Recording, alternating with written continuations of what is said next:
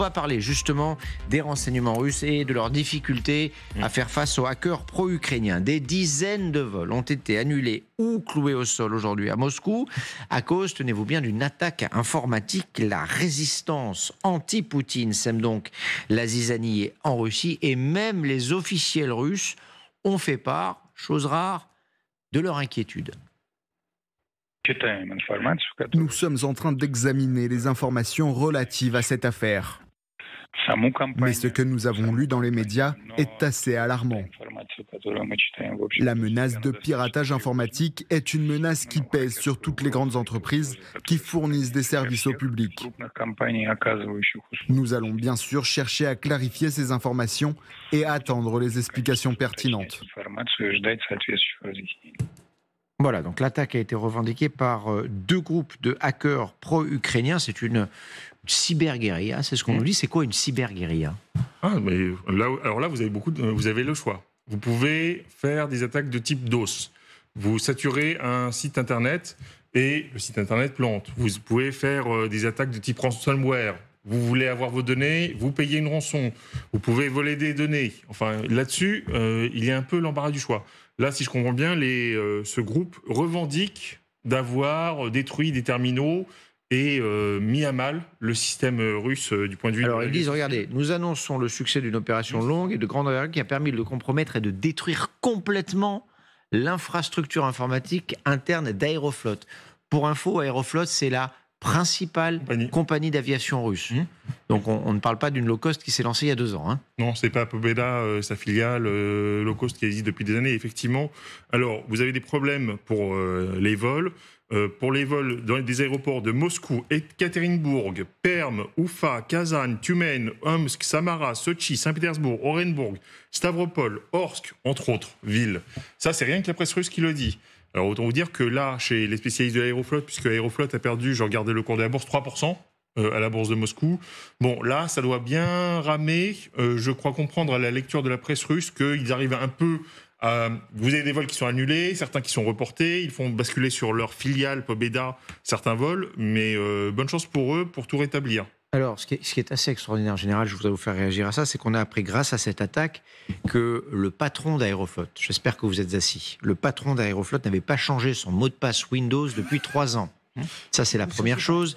La seconde, c'est que le logiciel utilisé par la compagnie, également un logiciel Microsoft, était périmé.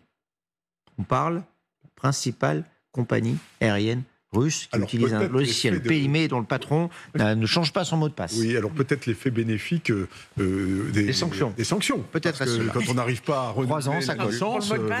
Voilà. Alors peut-être aussi que c'était le nom de sa fille depuis 3 ans. Donc, il y a les administrations... Windows 2003, on est en 2025. Il y a de l'amateurisme, mais derrière ça, ce qui est vraiment intéressant chez les Ukrainiens, c'est toujours la recherche de la surprise stratégique. C'est-à-dire qu'ils sont là, en permanence, là où on ne les attend pas. Lorsqu'ils avaient des difficultés terrestres, ils ont commencé à attaquer la marine en mer Noire. Et donc, la surprise stratégique, ils ont coulé le Moskva, ils ont coulé 20% voilà. Et maintenant, ils ont des difficultés sur le terrain que l'on connaît. Ils arrivent à faire un certain nombre de coups sur le plan militaire, mais du coup, ils s'attaquent à autre chose que ce qui est militaire. Mais quelque chose qui est d'une importance stratégique majeure, c'est-à-dire la capacité de voyager et de faire des liaisons à l'intérieur d'un pays qui fait 17 millions de kilomètres carrés. Et bien entendu, on va pas à l'autre bout de la Sibérie, on va pas à Vladivostok en train comme en avion. Donc l'avion, véritablement, c'est un vecteur absolument stratégique dont les Russes ont besoin.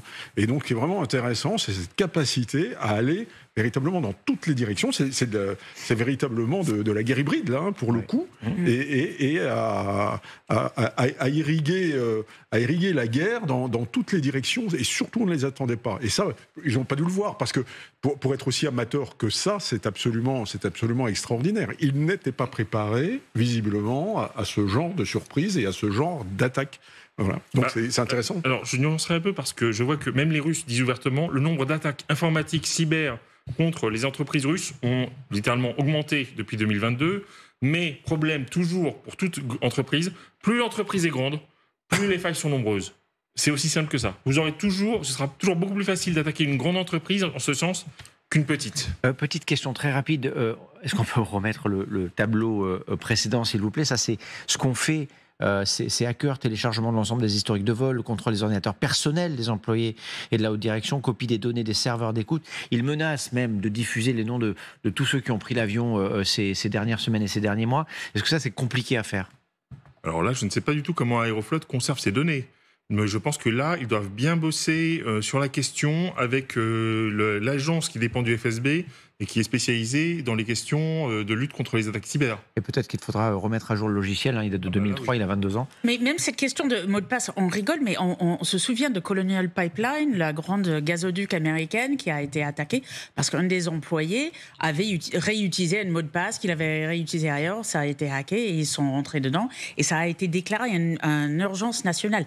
Les infrastructures critiques, que ça soit en Russie ou même chez nous aux États-Unis, sont une cible préféré des hackers. Là, pour le coup, c'est contre les Russes, mais ça peut être aussi... Ah, bien sûr, et c'est arrivé dans l'autre sens. Ça, c'est vrai, vous avez raison. Et c'est très facile parce que les employés, on a des statistiques qui montrent que souvent, c'est des employés, à travers soit un email de phishing, un de ces liens qui dit cliquez dessus, vous envoyez dans une grande société comme Aeroflot un certain nombre de personnes, il y en a toujours un qui va cliquer dessus, ou les mots de passe qui...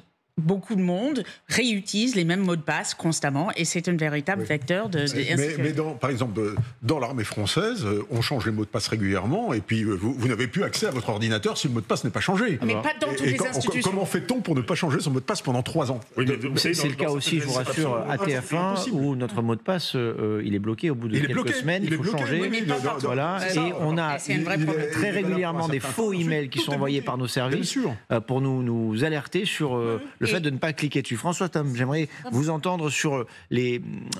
moi, ce qui m'interpelle, évidemment, c'est qu'une compagnie aérienne, en l'occurrence la plus importante de Russie, utilise des logiciels qui soient complètement dépassés, c'est une compagnie aérienne, encore une fois, être hackée par des hackers, quelle que soit la qualité de ces gens-là. Est-ce que c'est quelque chose qui vous étonne ? Non, pas du tout. C'est un peu le résultat de ce que les Russes appellent la substitution aux importations. Donc, ils avaient, semble-t-il, un logiciel fait en Russie et qu'ils ont utilisé. J'ai oublié le nom de ce logiciel qu'utilisait Aeroflot. Alors là, je ne sais pas. Et qui, visiblement, n'était pas à la hauteur. Hein. C'est très clair. Est-ce que ce secteur aérien russe a été ciblé précédemment? Est-ce qu'il a déjà montré des failles? Ou est-ce que c'est une première, ce type d'attaque? En tout cas, de cette ampleur, ça semble être une première. Ça, je ne peux pas vous... Vous ne savez pas non plus. Oui. Sur l'attaque en elle-même, est-ce qu'elle laisse présager d'autres attaques du même type sur d'autres institutions russes? Qu'est-ce que vont ou doivent faire les Russes aujourd'hui pour essayer de les bloquer? Ils s'attendent à des attaques contre la Banque centrale, par exemple. La Banque centrale russe? Oui. Depuis plusieurs années, ils se sont beaucoup renforcés dans la lutte contre les attaques cyber. Je crois que c'était vers 2017, ils ont créé ce qu'ils appellent le Centre de protection de l'information et des liaisons spéciales qui est dédié avec un système qui s'appelle GOSOPK. C'est un acronyme russe. Ils ont le Centre national de coordination pour les incidents informatiques qui est dédié, mais bien entendu, je pense qu'ils sont surpris qu'ils sont dépassés par l'ampleur. Donc je pense que ça va beaucoup recruter et ça va surtout beaucoup travailler là-dedans. Mais surtout, on parle beaucoup, vous savez, des informaticiens qui ont quitté la Russie en 2022. C'est oublier une chose, ceux qui sont partis, probablement, commencent à être remplacés par ceux qui sont sortis des universités depuis 3 ans et qui arrivent dans les entreprises. Donc peut-être une petite faille là. À Turkmenistan, vous vouliez réagir? Oui, ce que ça met en lumière, surtout aussi cette attaque. Effectivement, il y a cette attaque de hackers pro-ukrainiens, mais aussi cette attaque d'acteurs pro-Bélarus. Et c'est ça qu'on oublie aussi, c'est-à-dire qu'effectivement, il y avait des Ukrainiens dans cette attaque, mais il y avait aussi des Bélarusses.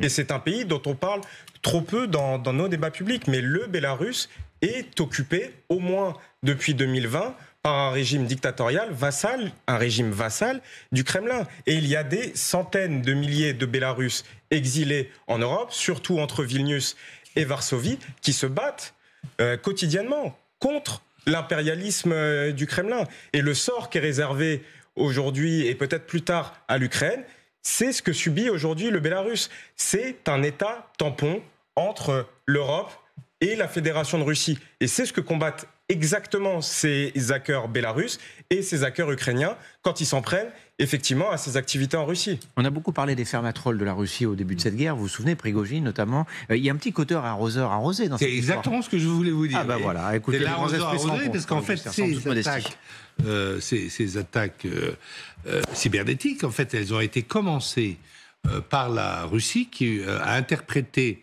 le lâchage des Français et des Anglais, surtout des Français, par Obama pour plaire à Lavrov sur la Syrie. C'était en 2013, vous vous souvenez de cet épisode où Obama avait parlé de ligne rouge, et puis quand les Syriens et les Russes avaient franchi ces lignes rouges, il dit c'est pas grave. Voilà. Et ils ont dit, les Russes se sont dit à tort, les Américains sont faibles, on va les attaquer. Et c'est là qu'il y a eu l'attaque, la fameuse attaque contre Colonial Sun. C'est à ce moment-là. Ce sont des Russes qui ont fait ça. C'était des fermes qui étaient dans la région de Saint-Pétersbourg. Et puis, ils se sont pris aussi aux Ukrainiens, ils s'en sont pris aux pays baltes, ils ont fait beaucoup d'attaques contre ces pays-là. Mais il ne fallait pas croire que les Américains n'allaient pas réagir. Les Américains ont réagi. Ils sont assez bons en informatique, les Américains. C'est eux qui l'ont inventé.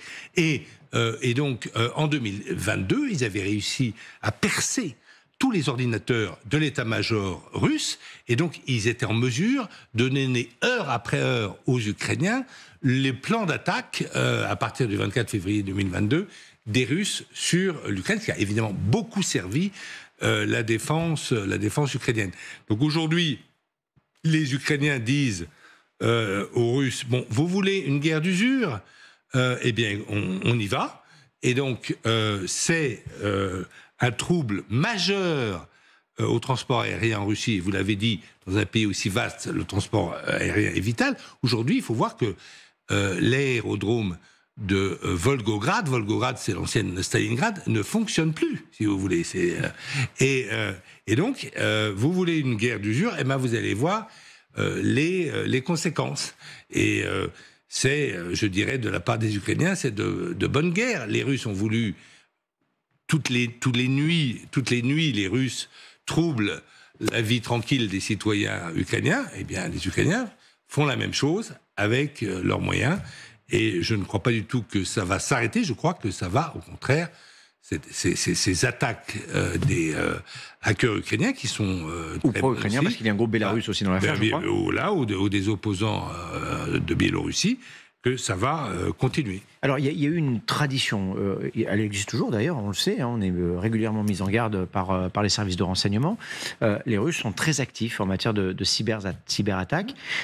Ils ont été très, très actif au moment où Prigojine avait, vous l'avez dit, rappelé, Renaud, monté ses fermes à trolls dans la région de Saint-Pétersbourg. Qu'est-ce qui est devenu ce groupe Wagner et ces fermes à trolls ? Est-ce qu'il y a toujours cette volonté politique d'aller attaquer les ennemis de la Russie via les réseaux ? Il y a toujours cette volonté politique, bien sûr, les trolls sont toujours actifs. Le groupe Wagner a été dissous, plus ou moins après la mort de Prigojine, mais l'activité, elle reste, elle est simplement prise en charge par d'autres institutions.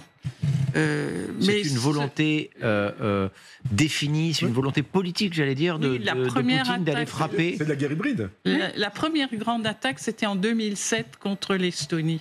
Ah, voilà. Tout à fait. Mais ce qui est très étonnant quand même, c'est qu'ils ont des hackers de haut niveau. Là, on voit bien, Naval Group s'est, paraît-il, fait attaquer dernièrement.